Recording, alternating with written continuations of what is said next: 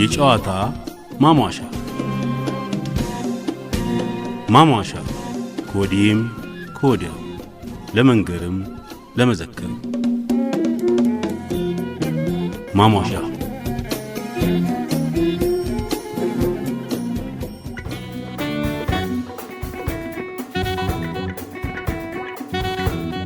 ልጅ ወለዳል ከገረድ ስሙንም አልነው ማመድ ያለ አንዲን ምንድ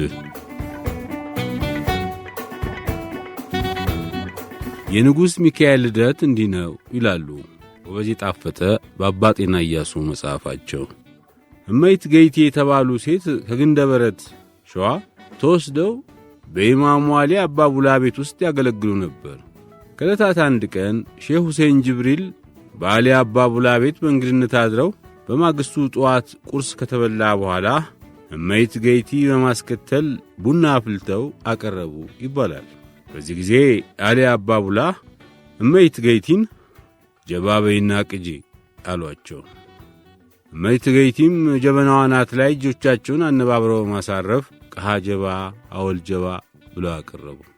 ሼህ ሁሴን ጅብሪል ተባረኪ፣ አልጋውን ይጠብቅልን፣ አገራችንንም የሰላም አገር ያደርግልን፣ ልጆቻችንንም ከብቶቻችንንም አውሎ ያግባልን በማለት ምህላቸውን ካሳረጉ በኋላ ልጅ ወለዳል ከገረድ ስሙንም አልነው ማመድ ያለ አንዲን ምንድ ብለው ተነበዩ። በአመቱ ማለት በ1842 ዓመተ ምህረት ገደማ ከኢማሙ አሊ አባቡላና ካገልጋያቸው ከመይት ገይቲ ኢማሙ መሐመድ አሊ በኋላ ንጉስ ሚካኤል የተባሉት ተወለዱ። መሐመድ አሊ አባታቸው አሊ አባቡላ በልጅነት ዕድሜያቸው ስለሞቱባቸው አጎታቸው አመዴ ሊበን አባዋጠው በወንድማቸው ምትክ የወረይመኑ አውራጃ ገዢ ሆኑ። መሐመድ አሊም ዕድሜያቸው ከፍ ሲል የአንድ ወረዳ አስተዳዳሪ እንዲሆኑ ሾሟቸው።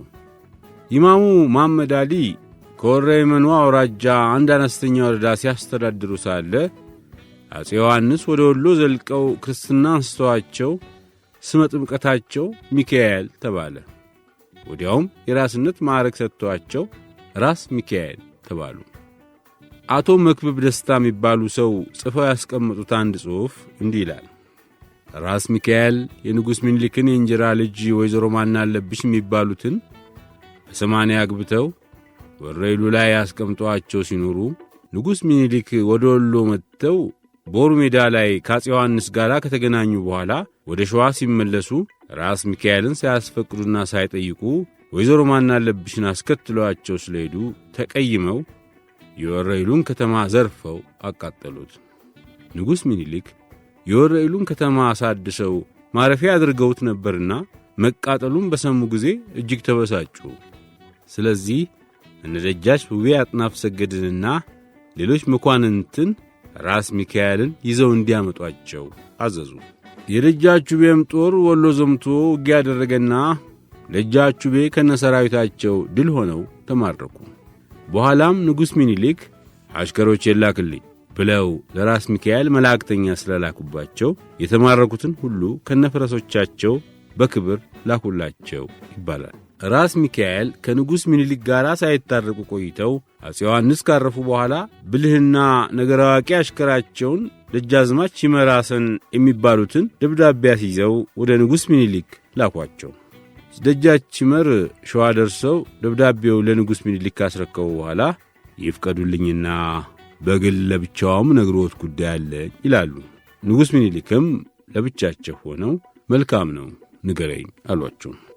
ደጃች ይመርም ንጉሥ ሆይ አሁን አፄ ዮሐንስ በድንገት ስላረፉ የሰሜኑ አገር አልተረጋጋም። በተለይም የትግሬ ሕዝብ እርስ በርሱ እየተዋጋ ነው። ወሎም ለሰሜኑ ግዛት ሁሉ እንደ ድልድይ ሆኖ ዋና መሸጋገሪያ ነው።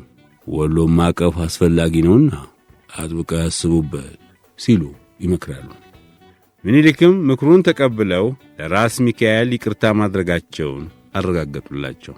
ራስ ሚካኤልም ውለው ሳያድሩ ወደ ሸዋ መጥተው እንጦጦ ከተማ እንደደረሱ ገሻቸው ላይ ድንጋይ ተሸክመው ከንጉሥ ምኒልክ ዙፋን ፊት ቀረቡ። ንጉሥ ምኒልክም ብድግ ብለው ድንጋዩን ከትከሻቸው ላይ አንስተው ሳሟቸውና ልባዊ ይቅርታ አደረጉላቸው። በሌላ ጊዜ አጼ ምኒልክ ወደ ትግራይ ለመሄድ ተነስተው ደሴ ላይ ሰንብተው ሳለ የበር ልጃቸው ወይዘሮ ሸዋረጋ እቴጌ ጣይቱ ጋር አብራቸው ነበረች። ራስ ሚካኤልም ሸዋረጋን ከእቴጌ ጣይቱ ጋር ተቀምጣ ባዩት ጊዜ ከቀረቡ ባለሟሎች 2 መኳንንት ወደ እቴጌ ላኩ። እቴጌም ይህን ነገር ለንጉሡ አመለከቱ። አጼ ምኒልክም ራስ ሚካኤል ያሳደግኩት ልጄ ወዳጄ ነው፣ 2 ልጆቼን ማጋባት እንዴት ይሆናል ብለው መለሱ።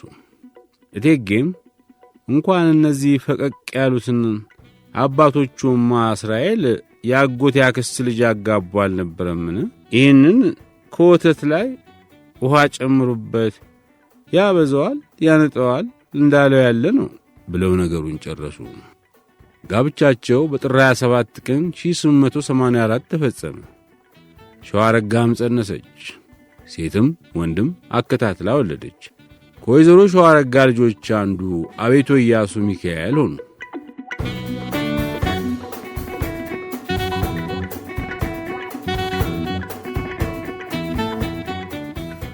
በ1911 ዓመተ ምህረት ማን እንዳስመጣው ያልታወቀ አውሮፕላን አዲስ አበባ ገባ። አመጣጡን ስለተጠረጠረ በመጣበት ተመለሰ። አዲስ 1879 መጽሐፍ።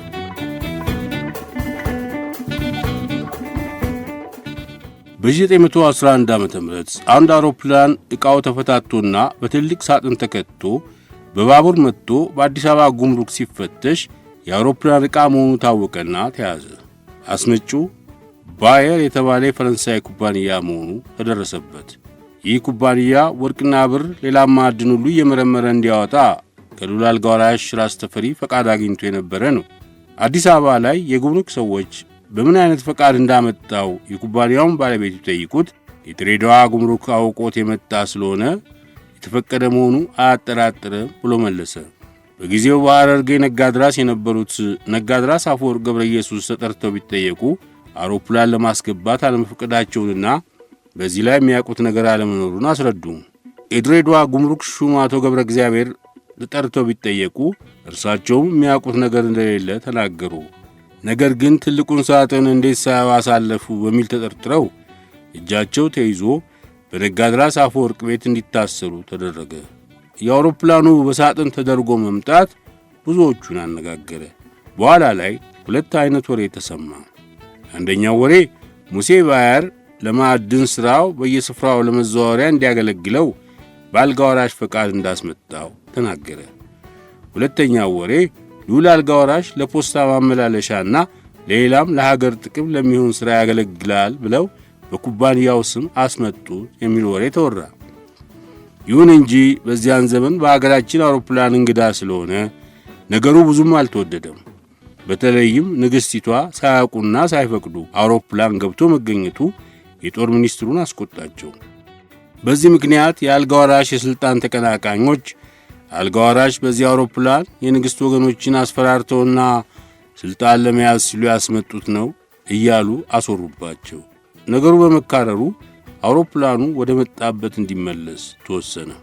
አውሮፕላኑ ከሳጥኑ ሳይወጣ በሳጥኑ እንዳለ ኩባንያው ወደ ጅቡቲ መለሰው። ነገሩም እንቆቅልሽ ሆኖ ቀረ። ያ አውሮፕላን እንደተባለው በአዲስ አበባ በሮ ቢሆን ኖሮ ምን አይነት ለውጥ ያመጣ እንደነበር አይታወቅም።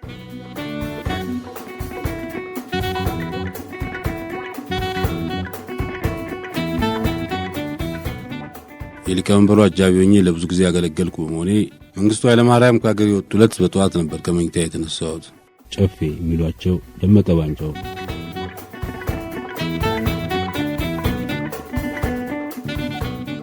ያን ቀን ወደ ፕላቴ ስለሚጓዙ አጅቤያቸው ለመሄድ ተዘጋጅቻለሁ።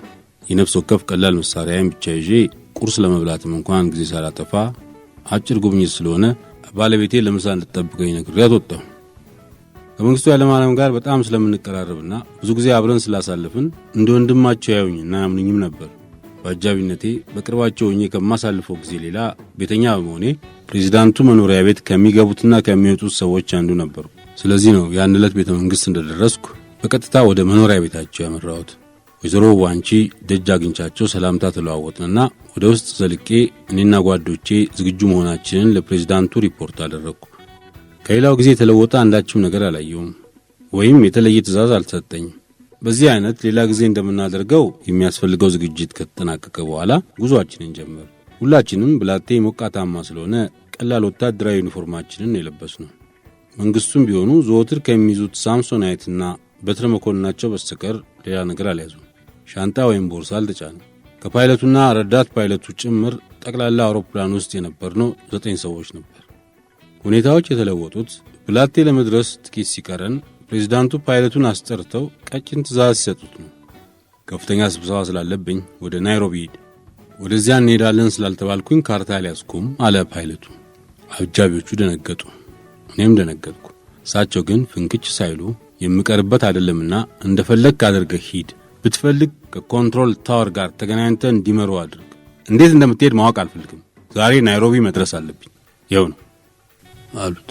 በዚያ አይነት ነው እንግዲህ ኬንያ የደረስነው። ከዚያ በኋላ የሆነው ሁሉ ፍጹም የተደናበረና ውዥንብር የበዛበት ነው። በበኩሌ ማታውኑ ወደ ዚምባብዌ ከተጓዘው ግሩፕ ጋር እንዲሄድ መንግስቱ ጠይቀውኝ ነበር። እንደማልሄድና ወደ አገሬ መመለስ እንደምፈልግ ስገልጽላቸው አልተቃወሙኝም ወይም ሊያሳምኑኝና ሊያስቀሩኝ አልሞከሩም። ስመለስ የሚጠብቀኝ መጥፎ ነገር ሊኖር እንደሚችል በመግለጽ ግን ስጋታቸውን አልሸሸጉኝም። እኔ ሞትም ቢመጣ በአገሬ መሬት መሞትና መቀበር መርጫለሁ። ሐሳቤን እንደማልለውጥ ከተረዱ በኋላ ለጀነራል ተስፋዬ ገብረ ኪዳን የሚሰጥ ደብዳቤ ጽፈው ሰጡኝ። ይህንን በማግስቱ እንደተመለስኩ ለጀነራሉ ሰጥቻለሁ። እንግዲህ በሬዲዮ ወጃው እንደሰማነው የወቅቱ ርዕሰ ብሔር ጀነራል ተስፋዬ ስለነበሩ ይጠቅማል ያሉትንና ከመሄዳቸው በፊት ሊነግሯቸው ያልቻሉትን ጉዳዮች ነው ደብዳቤው ላይ ያሰፈሩት። ለጀነራል ተስፋዬ በደብዳቤ ከጻፉላቸው ሌላ እኔ በቃል እንድነግራቸው የላኩኝ መልእክትም ነበር። አንደኛ በጓድ መንግስቱ ገመቹ ትእዛዝ ብቻ ሊወጣ የሚችል ከ7 ሚሊዮን ተኩል በላይ የሆነ ብር፣ ሁለተኛ ፍቅረ ስላሴ ወግደረስና ኃይሉ ይመኑ የሚያውቁት ከድሬዳዋ የጫት ገቢ የሚገኝና ለሱዳንና ለሶማሌ ነጻ አውጪዎች በየጊዜው ወጪ የተደረገ የሚሰጥ ተቀማጭ ገንዘብ፣ ሶስተኛ በገልፍ ጦርነት ለኩዌት ድጋፍ ስለሰጠን የኩዌት መንግስት በእርዳታ የሰጠን 20 ሚሊዮን ብር ኃይሉ ይመኑና የገንዘብ ሚኒስትሩ የሚያውቁት። ይህ ሁሉ ገንዘብ እንዳለ አውቀህ ከጓድ ነሲቡ ታዬ ጋር ተነጋግረህ ጦርነቱ ከቆመ ለከባድ ኢንዱስትሪዎች ማቋቋሚያ ይሆናል የሚል ነበር። ይህን በቃል የተነገረኝና ደብዳቤውን ለጀነራል ተስፋዬ አድርሻለሁ። በበኩሌ ምናልባት መንግስቱ ከመሄዳቸው በፊት ለጀነራል ተስፋዬ ስለመሄዳቸው ነግሯቸው ይሆናል የሚል ግምት አለኝ። በሬዲዮ የመንግስቱ መጥፋት የተነገረበትን ሰዓት ሳገናዝበው ተማክረው ያደረጉት ይሆናል ብዬ አስባለሁ። ባለቤታቸው ወይዘሮ ዋንቺ እኛ ወደ ብላቴ ከሄድን በኋላ በሌላ አውሮፕላን ተሳፍረው ዚምባብዌ መሄዳቸውን በኋላ ሰማሁ። እኔ ግን ቤተ መንግስት ስደርስ ቤታቸው በር ላይ አግኝቻቸው ሰላም ብለውኛል። በዚያን ሰዓት እሳቸውም መንገድ ሊሄዱ እንደተነሱ አልነገሩኝም። አጅበዋቸው የሄዱትና የቅርባቸው የነበሩት በወዳጅነት አጠራር ጨፌ የሚሏቸው ደመቀ ባንጃው